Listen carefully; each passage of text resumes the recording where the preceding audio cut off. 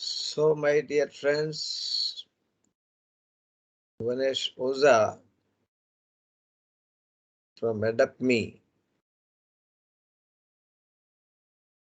meeting you once again. As you know, we have started the series of distance protection of transmission lines.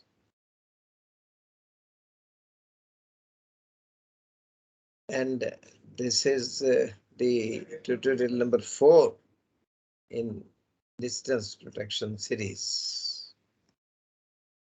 We have talked about fundamentals. We have talked about different characteristics. And now we want to go further in distance protection.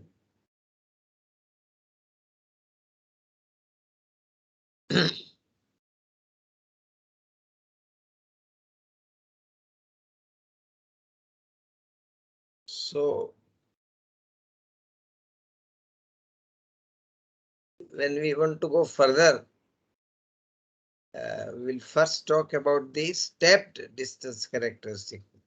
That means how a relay located at one substation looking after protection of a transmission line, how it will behave, how it will be protecting a line. So you see, generally a distance relay protects the line in 3 different zones. No doubt, in modern numerical relays, they are talking about 4 zones, 5 zones, 6 zones, and even 7 zones.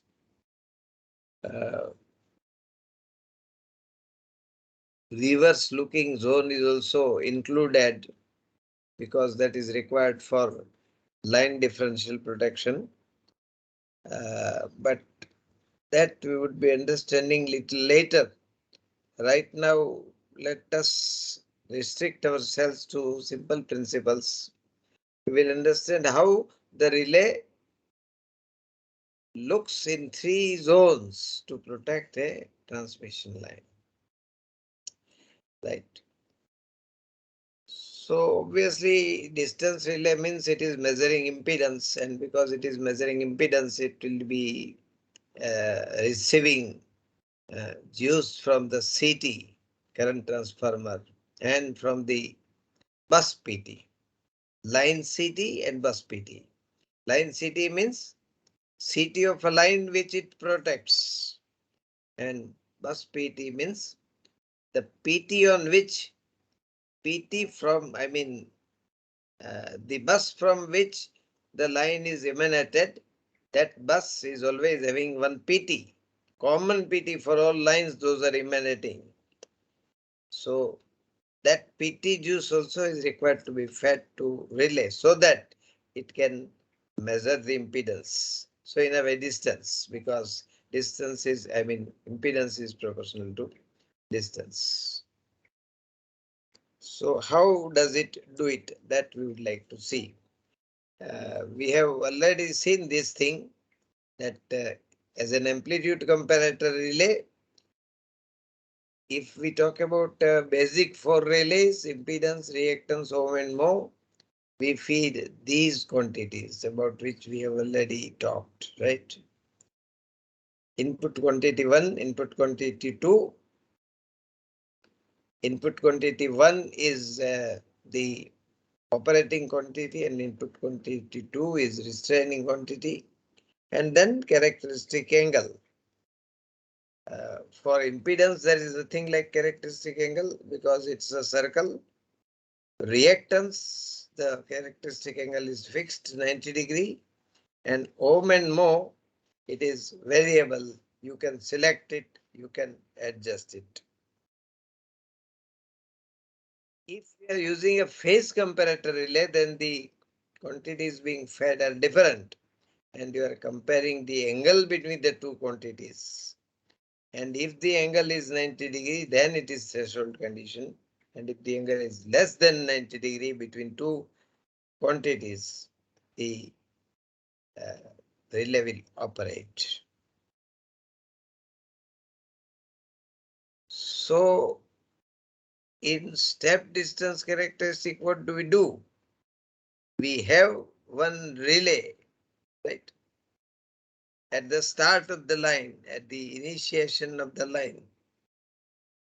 And that relay looks up to 80% of line to be protected at that time. So if I talk about line ABCD, on both the sides there are generator. R1 is a distance relay protecting line AB. R3 is a distance relay protecting line BC. R5 is a distance relay protecting line CD. Similarly, on the reverse side, because on both sides there are generators, the distance relays are always used in an interconnected system. R2 protects line BA reverse. So if you look like that, R1 to R6 are protecting the total line or tie line ABCD between two generators. R1, if I start with, it is divided into three zones. Its operation is divided into three zones. In zone 1, it operates instantaneously. R1 operates instantaneously. Zone 1 usually extends up to 80% of line section to be protected. 80 can be 19, it can be 95. That we will talk later. But right now we will agree that it protects up to 80% of line section AB to be protected instantaneously in zone 1. Remnant portion will be covered in zone 2. Therefore, in zone 2, line goes beyond B, and it is arbitrary. You can go up to anywhere. Usually people go up to 50% of line BC. So if line BC is 80 kilometers long, you go up to 40 kilometers for zone 2. But for zone 3, it is sure and certain that it must go beyond C. It must cross C. Otherwise, R1 will not give backup to R3 because R1 has to give backup to R3. Similarly, R3 zone 1, R3 zone 2, R3 zone 3, right? Similarly, R2 zone 1 in the reverse direction. Reverse means actually it is forward. Away from the bus is forward. I am telling reverse, but reverse means looking from the figure it is reverse, but away from the bus is always forward. So for R2 it is forward. It looks up to 80%. Then zone 2. Same for R4 and R6. So now if you think of a fault anywhere in line section BC, then R3 will operate primarily, maybe in zone 1 or zone 2. And similarly, R4 also will operate primarily, mainly, as a primary protection, main protection, in zone 1 or zone 2. If relay R3 fail, when I say if relay R3 fail means any component of relaying relaying system at point R3, that means relay, CT or circuit breaker, even PT, that means CT, PT, relay, circuit breaker, and the pertinent auxiliary circuit. Anything fails, then R1 will give backup after some time. You can see it will give after some time. So in zone 2, R1 operates after some discriminatory time margin. Say I take 0.25 second. R1 in zone 3 will operate after further discriminatory time margin 0.25 second. That means it will operate after 0.5 second. So in any case, if R3 fails, R1 is going to give backup either after 0.25 after 0.25 second or after 0.5 second. So backup is available. Backup is available. And generally up to 80%, the operation is instantaneous. Relay is not usually affected by ZS by ZL ratio. So many advantages. And setting very simple. If I want to set line section R1, section for R1, then first zone, how will I set? 80% of line section AB. Line section AB impedance is not going to vary. You see, whether there are 4 generators working near A, at A there are 4 generator connectors, 5 generator connectors. Out of 5, whether all 5 working, only 2 working, only 3 working, whatever. But impedance of line section AB is not going to vary. Therefore, the first section setting is not going to vary. It is not dependent on varying generating conditions. It is not dependent on ZS by ZL ratio. In first zone, it is operating instantaneously. So it is not a relay which takes time into consideration. It is not time graded that way, right? So many advantages. So this is a stepped distance character. This is not a stepped. As we go, it is a step. Now R1 has to be directional. If it is not directional, directional relay has to be used in conjunction with R1. See, my friends, reactance, impedance and mho, all the 3 characteristics are non-directional. So if you use any of these 3 characteristics, you will have to use directional characteristics in conjunction with R1, R3, R5 or any relay, right? But if you use more relay, that was what I was telling, therefore it is very universal. Earlier, when other relays, other kinds of relays, more comprehensive relays were not available, people were using only Mo as a, so to say, the universal relay. Because it is inherently directional, its circle passes through origin. So we will assume that all relays are Mo relays. And if we assume all relays are Mo relays, then I can say that say relay R1. This is the thing. R1 reaches up to 80% of AB.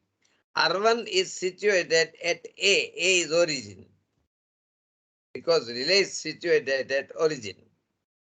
It protects 80% of AB. So Z1, transmission line to be protected, is at around 80-85 degree. The relay characteristic angle is about 60 degree, as shown in this figure, right? In second zone, it covers about 50% of line section BC. You can see it. And in third zone, Z3 will cross C. Third zone, Z3 will cross C.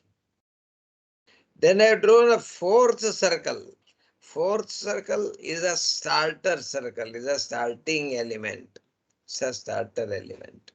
Starter element starts the relaying scheme. It starts all timers. Time calculation is started by starter.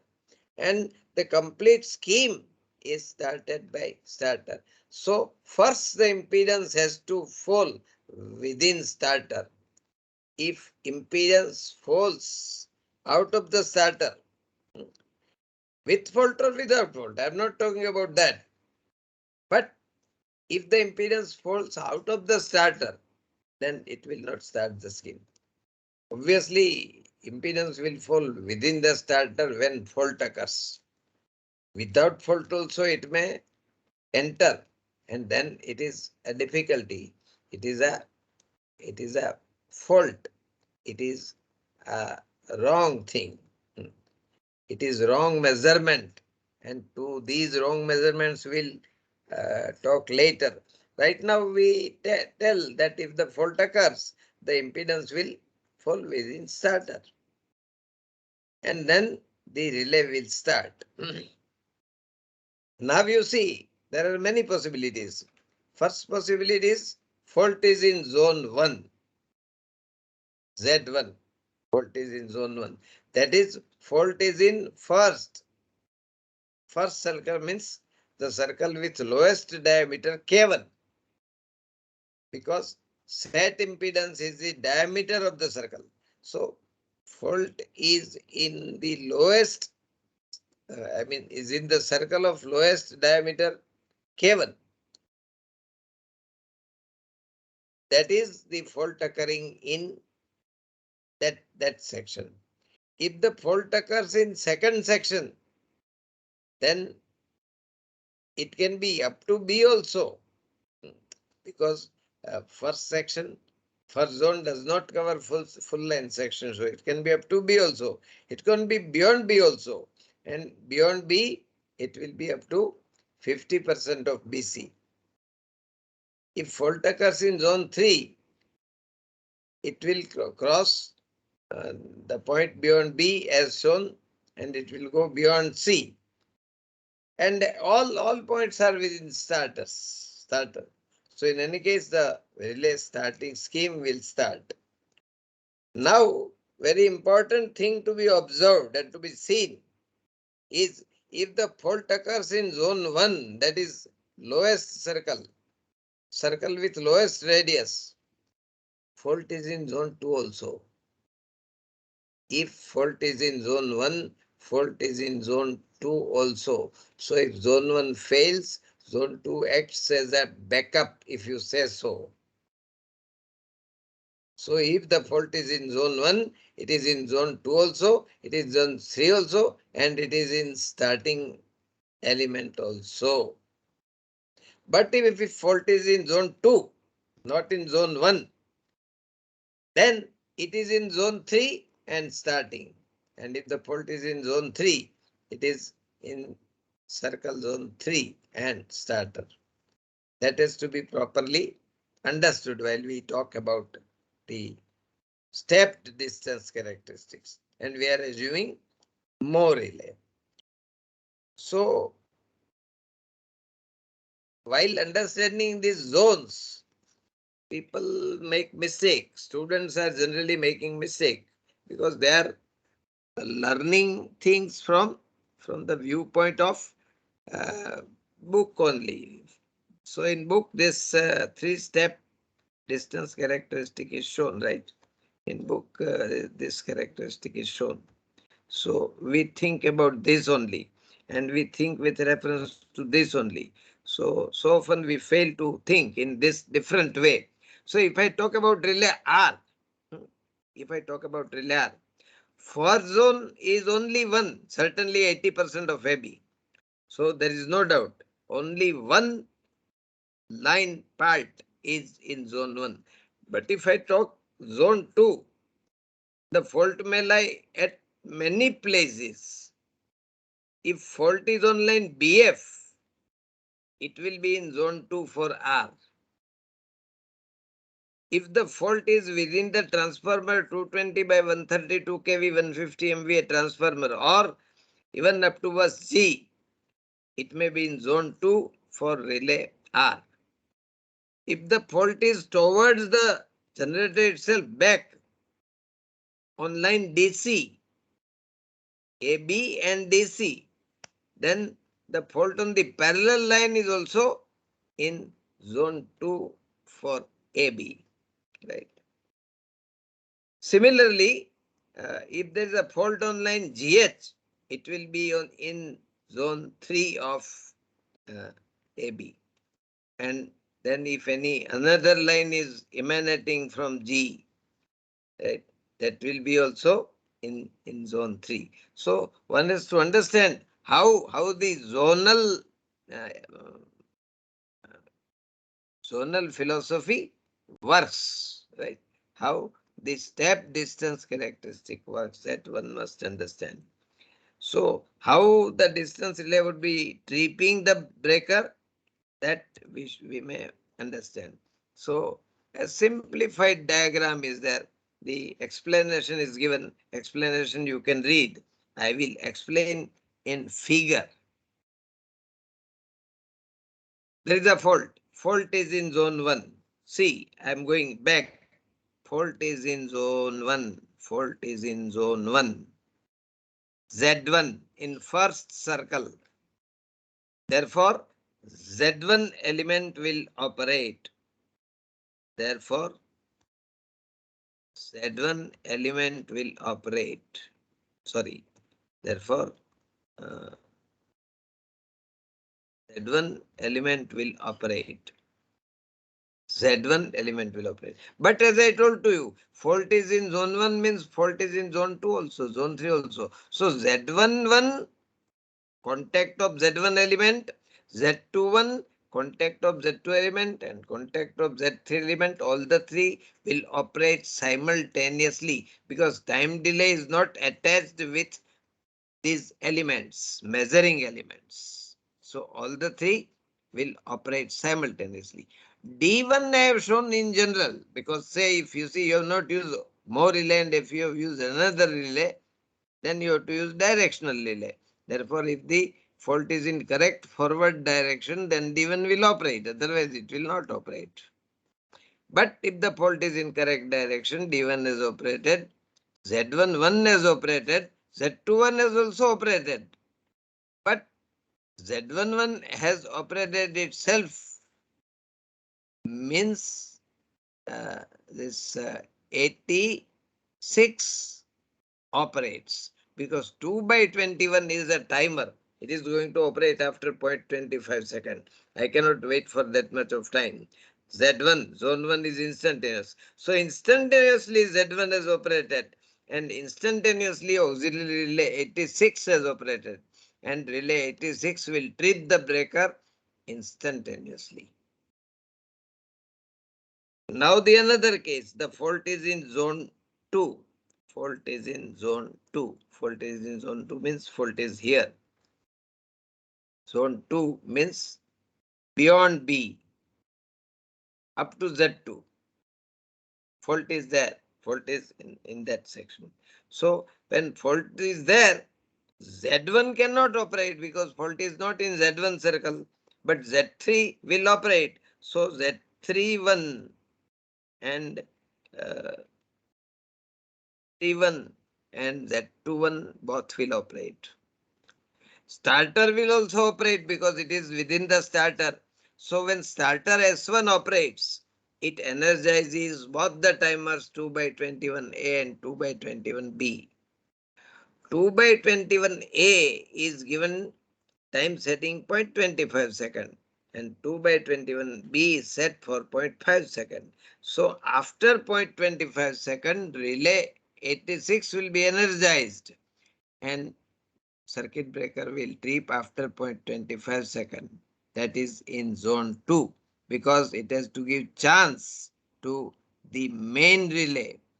Then only the backup relay will operate because this relay is going to be backup in this case. Right. If the fault is in zone 3 similarly, zone 1, zone 2 cannot operate, only zone 3 will operate. 2 by 21 B1 will operate right after 0.5 second because fault is in starter also. So after 0.5 second 86 will trip and the relay will trip. The breaker trip coil 52 TC will trip because 86 one will operate. 52A is the auxiliary mechanical switch. If the breaker is closed, it is already closed and 52 TC trip coil is energized, breaker will trip and the faulty portion will be isolated. This is how the scheme, I mean, this is the general understanding of a scheme. You cannot say that all relays have this is this scheme. You have to go to relay manufacturer. You have to understand his literature. Everybody have their own philosophy. Everybody have their own scheme, on theme. But this is one theme just for understanding. So that was what I wanted to tell today, because you see, uh, if I enter to the next section, next point is little difficult point, that we are telling that when fault occurs in zone 1 relay will operate. But which fault? For all faults the currents are different, and therefore impedance measurements are also different. I want only single impedance to be measured for any kind of fault, triple line fault, double line fault, line to ground fault. So what quantities should I feed so that the uh, fault will what quantities should I feed so that the fault will measure a single impedance, and that single impedance is obviously positive sequence impedance, because in triple line fault positive sequence impedance is there. Negative is not there, zero is not there. So I cannot keep negative. In double line fault, positive is there and negative is there. Zero is not there, but positive is there. In line to ground fault, positive, negative, and zero and there. So positivity is common in all faults, and therefore, irrespective of type of fault, the relay should measure positive sequence impedance. What will I do so that it measures positive sequence impedance? That is a little tricky exercise. It involves mathematics also. It involves mathematical analysis also. And we cannot do mathematical analysis here in this uh, video class, right? So that for that you have to subscribe the module 4 of distance protection, power system protection, uploaded by um, AdaptMe. But this much is free of cost. This much, whatever I am speaking, is free of cost. So the remnant thing I will speak in the next class. So at the end of this class, as I have been doing in all the classes, I will read a sentence. Present moment is only reality. You see, there is no next moment. The moment at which you are talking is the only moment. Even when you talk that I'm talking of this moment, then that moment has become past. You can only think about the present moment. You cannot even talk, because when you talk, that moment has gone. When I've been talking since last 30 minutes. So those 30 minutes have gone. That has been past. Present is only present, this moment. And that moment is reality. That is existing. Past is not existing. Future is not existing. Only present is existing. And therefore, live in present moment. Live in present moment. So that was being told. So be here and now and totally in it. Here and now. Be here and now and totally in it. So this was what Osho Rajneesh used to speak. And with this statement, I will once again go to our common platform AdaptMe. That AdaptMe is going to teach you the complete distance protection in some 15 such videos. So don't forget AdaptMe.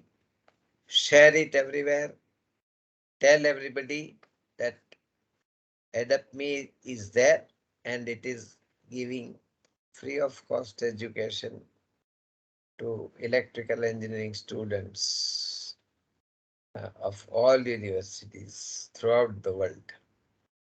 With that, thank you, friends. Goodbye. And rather than goodbye, I would say good night, everybody.